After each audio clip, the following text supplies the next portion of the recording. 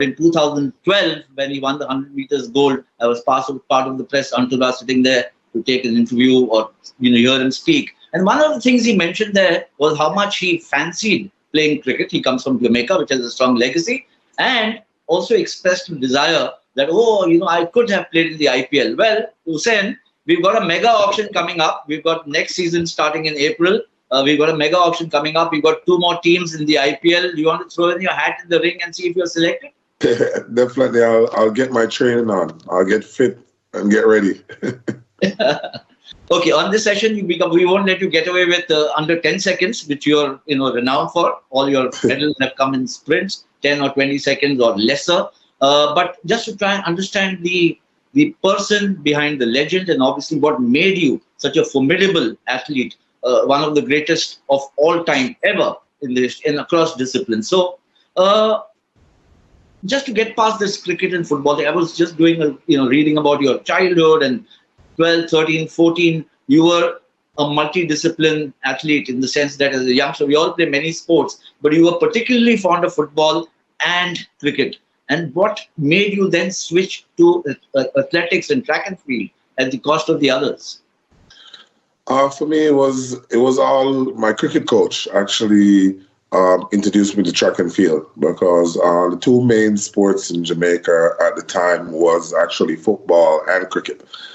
And I was a massive fan of cricket because my dad was a fan. He watched it every day, every chance he get, he would watch all the teams play. So I grew up watching cricket, and I just had a love for football because the Reggae Boys were doing pretty well at that time. And my cricket coach saw me running in as a fast bowler and just decided, you know what, he's saying, I think you should try to run, you know what I mean? And I was like, okay, I'll try it, you know what I mean? And I tried and I did well. So I kind of continued, but it took me a while to get away from cricket because it's something that I was really passionate about when I was young. So, yeah. So we had Michael Holding, who gave up athletics to become a fast bowler, a fellow Jamaican like you. And you gave up cricket and football, so to speak, and became an athlete. That's great. I'm going to crisscross a bit between generations. So you're sitting in Miami, I believe. You're in Miami right now.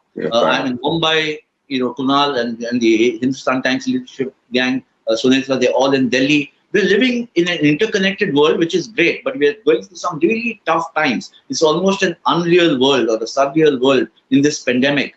How have you spent the last 20, 22 months? Because you are a man on the go, on the move all the time. Well, at the start, I think I was just like everybody else. I was just at home. But I was kind of happy because I got to spend some time with my daughter at the time. I just got my daughter like 3 months into the pandemic. So I got a lot of time to spend and be a dad.